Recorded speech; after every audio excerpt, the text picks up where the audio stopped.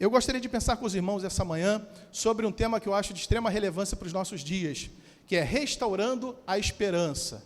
Eu gostaria de meditar com os irmãos sobre esse tema, restaurar a esperança, porque muitos estão sem esperança. Essa notícia que o Joel trouxe aqui para a gente é trágica demais, só ela já mostraria o contexto em que nós vivemos por completo.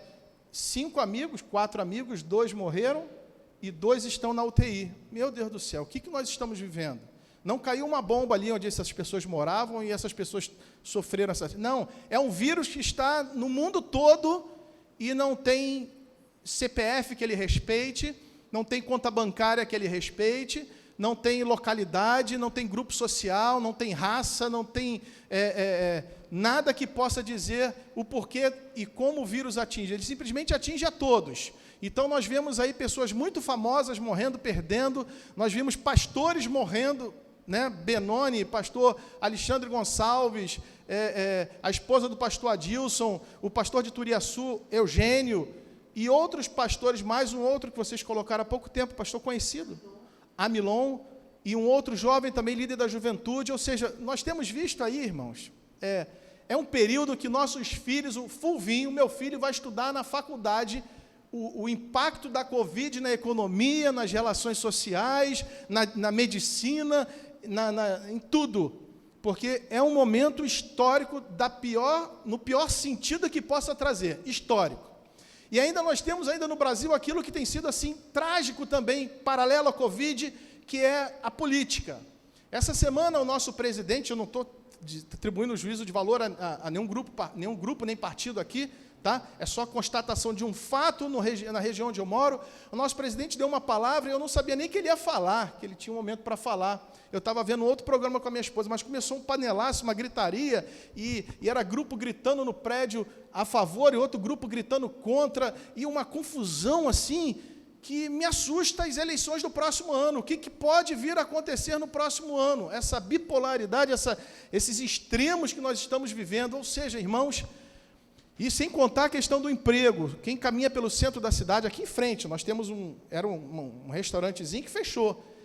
Da semana passada para cá, aqui em frente fechou um restaurantezinho. Se você vai no centro da cidade, alguns lugares ali como a Rua da Carioca, que era extremamente movimentado e sempre tinha uma novidade, né?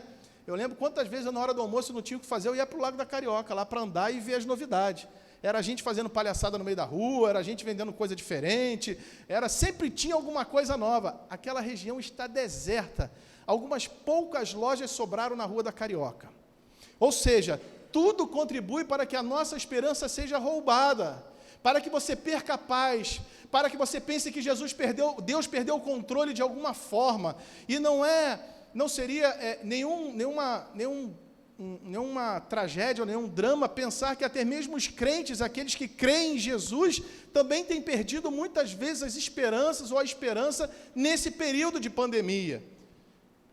Né? Certo filósofo falou um dia desse na televisão que quem não acordou um dia, pelo menos, nesse período de pandemia, desanimado, se sentindo depressivo, sem vontade de levantar da cama, sem vontade de comer, desesperançoso, esse é alguém que não está normal, porque o normal é todo mundo, de alguma forma, amanhecer com mal-estar, com mau sentimento, com relação a tudo que nós temos vivido, tendo fé em Jesus ou não tendo fé em Jesus. Então, essa palavra ela serve para todos aqueles que creem em Jesus e para aqueles que não creem também, restaurando a nossa esperança. Abra sua Bíblia comigo lá em Lamentações, capítulo 3, eu vou ler alguns versos bíblicos para nós meditarmos sobre um momento onde um grande profeta chamado Jeremias, ele como que clama em meio à desesperança alguns valores, alguns princípios que nós vamos pensar essa manhã e eu gostaria de trazer a você também. A partir do verso 1, Lamentações de Jeremias, capítulo 3, verso 1, diz assim: Eu sou aquele que viu a aflição pela vara do seu furor. Ele me guiou e me fez andar em trevas e não na luz. Deveras fez virar e revirar a sua mão contra mim o dia todo. Fez envelhecer a minha carne e a minha pele, quebrou os meus ossos. Edificou contra mim e me cercou de fel e trabalho. Assentou-me em lugares tenebrosos como os que estavam mortos há muito. Cercou-me de uma sebe e não posso sair. Agravou os meus grilhões. Ainda quando clamo e grito, ele exclui a minha oração, ou seja, o Senhor está em silêncio com ele. Fechou os meus caminhos como pedras lavradas, fez tortuosas as minhas veredas. Fez-se como urso em emboscada, um leão em esconderijos. Desviou os meus caminhos e fez-me em pedaços. Deixou-me assolado, armou o seu arco e me pôs como alvo a flechas. Fez entrar nas minhas entranhas as flechas da sua aljava. Fui feito um objeto de escárnio para todo o meu povo e a sua canção todo dia.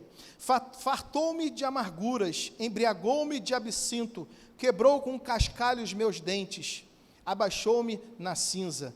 E afastaste da paz a minha alma, esqueci-me do bem.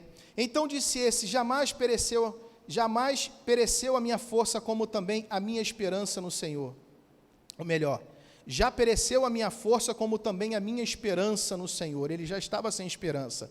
Lembra-te da minha aflição e do meu pranto, do absinto e do fel. Minha alma certamente disto se lembra e se abate dentro de mim. O verso 20, em algumas Bíblias, vai dizer, quero trazer à memória aquilo que me possa dar esperança. Verso 21, disto me recordarei da minha mente, por isso esperarei.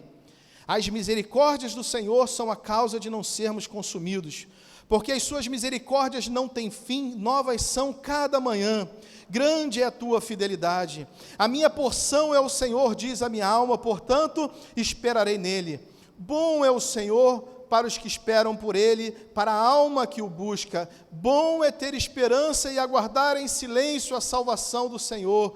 Bom é para o homem suportar o jugo na sua mocidade, assente-se solitário e fique em silêncio, porque Deus o pôs sobre ele. Põe a sua boca no pó, talvez ainda haja esperança. Dê a face ao que fere, farte-se de afronta, pois o Senhor não o rejeitará para sempre. Amém? Vamos orar. Deus, louvado seja o teu nome pela tua palavra, riquíssima, poderosa, cheia de ensinamentos. Eu peço a Deus que o Senhor me use, ó Pai, com graça e com poder, para que a esperança do meu irmão seja restaurada essa manhã, para que o nosso coração se alegre no Senhor e nós vejamos no Senhor a nossa esperança. É a oração que eu lhe faço em nome de Jesus, Deus. Amém, Pai. Vamos contextualizar aquilo que nós acabamos de ler. O autor desse texto bíblico que nós acabamos de ler é Jeremias.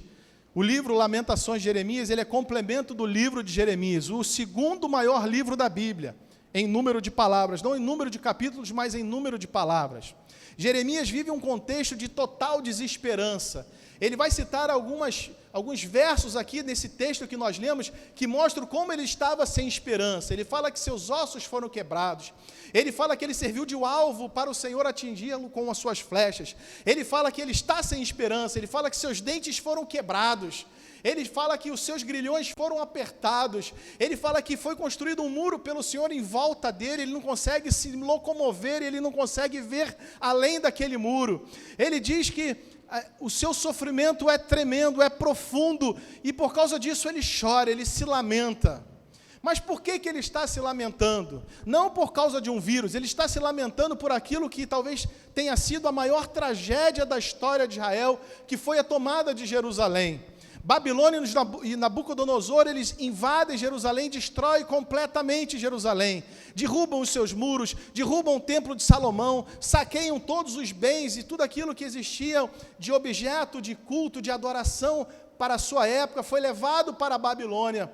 Ele vê crianças morrerem, ele vê mulheres morrerem, ele profetiza nesse período por 30 anos, e ele prega, e o texto bíblico vai dizer que ninguém se converte, ninguém se arrepende. Mulheres foram assassinadas, crianças foram assassinadas, o povo foi dizimado, os muros derrubados, toda a glória da antiga Israel de Jerusalém cai, desaba. E Jeremias presencia tudo isso. Jeremias vê tudo isso. Jeremias é o porta-voz de Deus, pregando e tentando chamar o povo para o arrependimento, porque 3 pecados aquele povo cometeu. Primeiro, eles deram as costas para o Senhor. Jeremias capítulo 2 vai dizer que eles cavaram cisternas rotas, que a água vazava, cisternas que não conseguem reter a água, e deram as costas para o Senhor.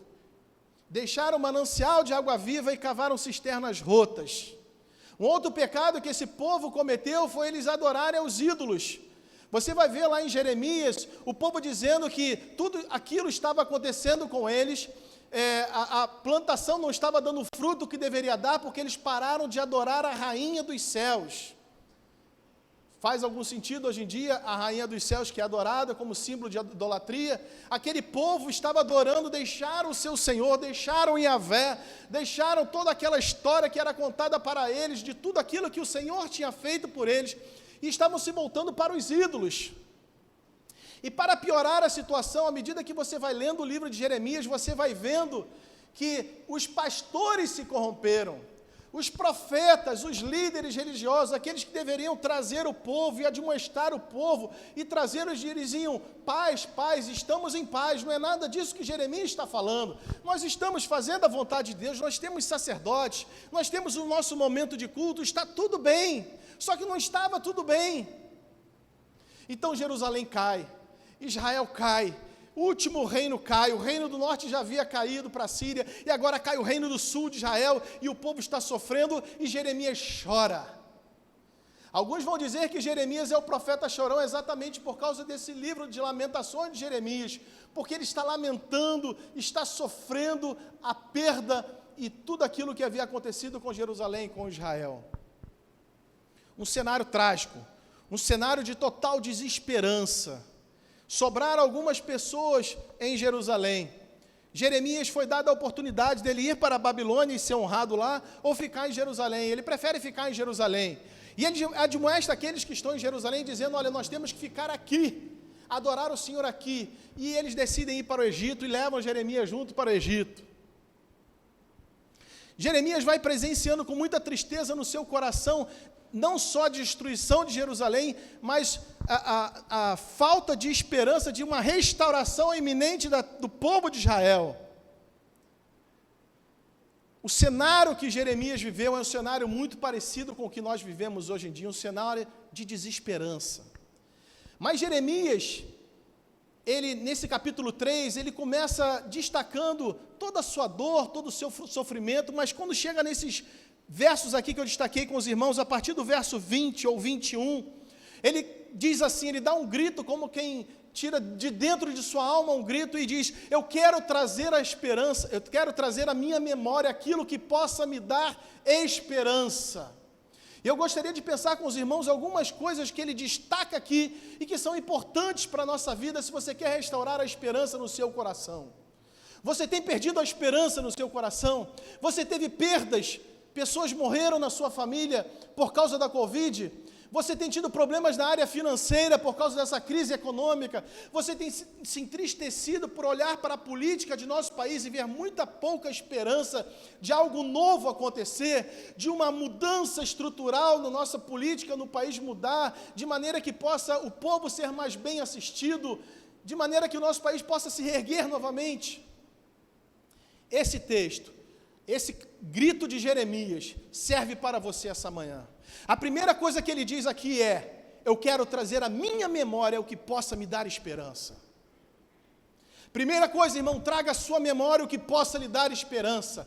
Alimente a sua mente de coisas que possam lhe dar a esperança. Não alimente a sua mente daquilo que possa roubar a sua esperança.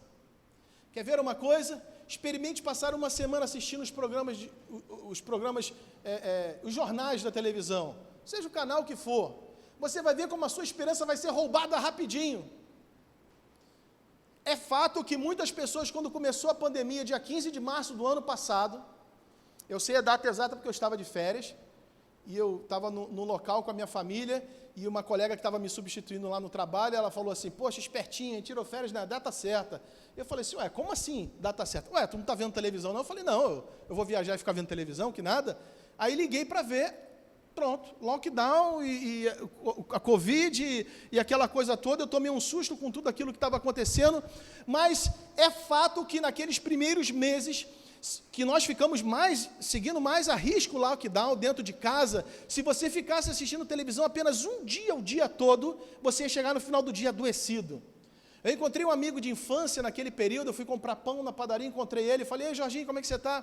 Tudo bem mesmo? É, mais ou menos, o meu sogro aqui teve um surto. Eu falei, surto? Como assim? Não, ele era um cara forte, ativo, mas com esse lockdown ele está dentro de casa e ele gosta de televisão, e ele está assistindo muito televisão, e ele entrou numa depressão, e ele nunca teve isso, e ninguém nunca na família teve isso, nós não sabemos nem como lidar com ele. Algumas coisas têm roubado a esperança do seu coração, porque você tem alimentado a sua mente com o que não deve. Estar bem informado é uma coisa, alimentar, encher, transbordar a sua mente de notícias ruins.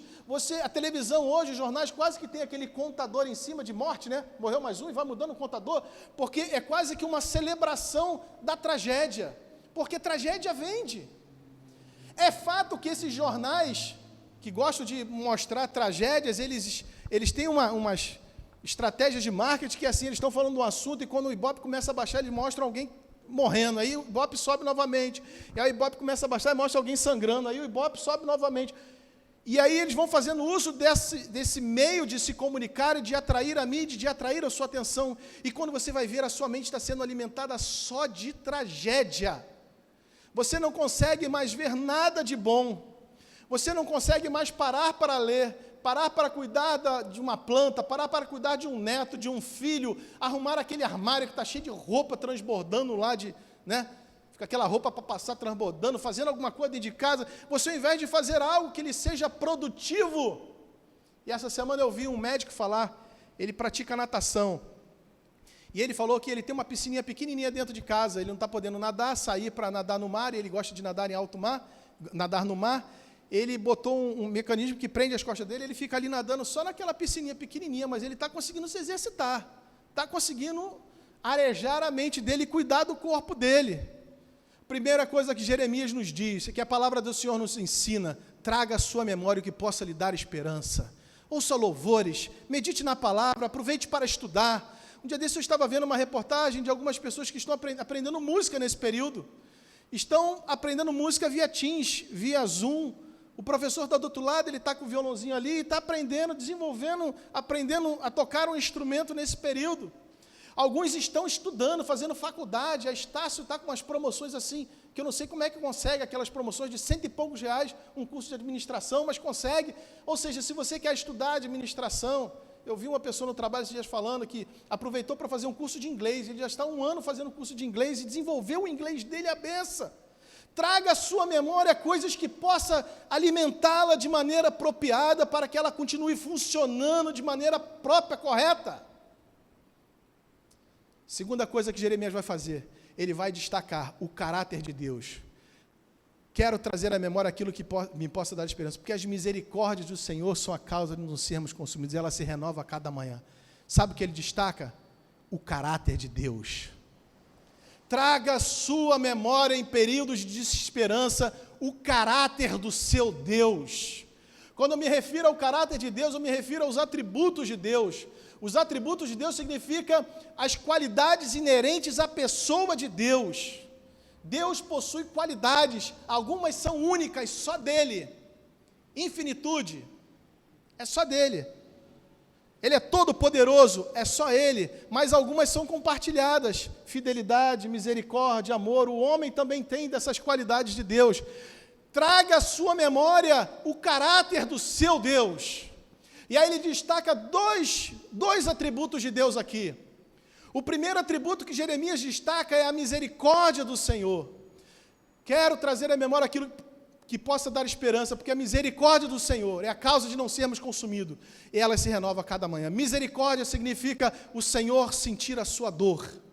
Quero trazer à memória a misericórdia do meu Deus, porque o meu Deus olha para mim e sente a minha dor. O meu Deus se identifica com a minha dor. E a cada manhã, quando eu acordo, o Senhor renovou sobre mim a sua misericórdia. Aliás, a cada manhã, algumas coisas nós deveríamos trazer à nossa memória. Primeiro, foi numa manhã que Maria foi lá ver o túmulo e viu que o túmulo estava vazio. A cada manhã deveríamos trazer à nossa memória que Jesus ressuscitou, não está morto. O nosso Deus não é um Deus morto.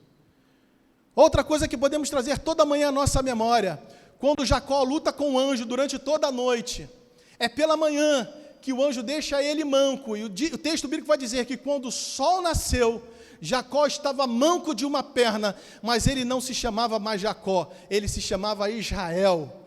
Quando o sol nascer, traga à sua memória que o Senhor pode transformar um Jacó, um enganador, num Israel, num campeão com Deus. E quando você acordar pela manhã, traga à sua memória que a misericórdia do Senhor foi derramada sobre a sua vida. O Senhor se identifica com a sua dor. Sed no hebraico. Compaixão, tem a ver com compaixão, com identificação com a dor. O Senhor olha para a sua dor a cada manhã. A segunda coisa que ele traz à memória é a fidelidade de Deus. A fidelidade de Deus. O Senhor é fiel. O Senhor prometeu que nós não estaríamos sozinhos. O Senhor não prometeu que não teríamos lutas, mas Ele prometeu que diante de todas as lutas o Senhor estaria ao nosso lado. O Senhor cuidaria de nós. Quero trazer à memória que me possa dar esperança, a misericórdia do Senhor, a fidelidade do Senhor. E ele vai agora usar uma expressão lá no final do texto, que eu quero reforçar para nós encerrarmos aqui essa manhã. Ele vai dizer assim: disto me recordarei, por isso esperarei. A terceira coisa que eu quero destacar é: espere em Deus. Abra sua Bíblia lá comigo no Salmo 42. Primeiro ele diz: vou alimentar a minha mente, eu quero trazer à minha mente o que me possa dar esperança. Depois ele vai dizer: eu quero confiar no caráter do meu Deus. E ele destaca a misericórdia do Deus que se identifica com a dor do homem. E ele destaca também a fidelidade do Deus que não nos desampara, que não nos desampara. E em último lugar ele vai dizer: espera em Deus. Eu vou esperar em Deus. E a última coisa que eu queria falar com você essa manhã: espera em Deus. Salmo 42, verso 5 diz assim: por que está batida a minha alma? Por que te perturbas em mim? Espera em Deus, pois ainda o louvarei pela salvação da sua face. No mesmo capítulo, no verso 11, vai dizer assim: por que está batida a minha alma? Por que te perturbas dentro de mim? Espera em Deus, pois ainda o louvarei, o qual é a salvação da minha face, o meu Deus. No capítulo seguinte, no verso 5, vai dizer assim: por que está batida a minha alma? E por que te perturbas dentro de mim? Espera em Deus, pois ainda o louvarei, o qual é a minha salvação, qual é a salvação da minha face e Deus meu. E no capítulo 62 de Salmos, no verso 5, vai dizer assim: ó minha alma, espera somente em Deus, porque dele vem a minha esperança. Quero encerrar a mensagem dessa manhã dizendo para você: espera em Deus, porque dele vem a sua esperança. Alimente a sua mente com coisas que possa torná-la saudável, torná-la produtiva e não adoecida. Traga à sua memória o caráter do seu Deus. Aqui ele destaca a misericórdia, aqui ele destaca a fidelidade. Em último lugar, Jeremias vai dizer: espera em Deus. Espera em Deus. Paulo Baruch canta um hino que eu não sei se é dele. Ele vai dizer: espera em Deus, porque ainda o louvarei. Hino lindo para você cantar, né? Espera em Deus, pois ainda o louvarei. É um salmo que ele canta. Espera em Deus, meu irmão. Se a sua esperança tem sido saqueada pelo inimigo, ouça o que o Senhor está te dizendo essa manhã. Alimente a sua mente com coisas que possam torná-la saudável.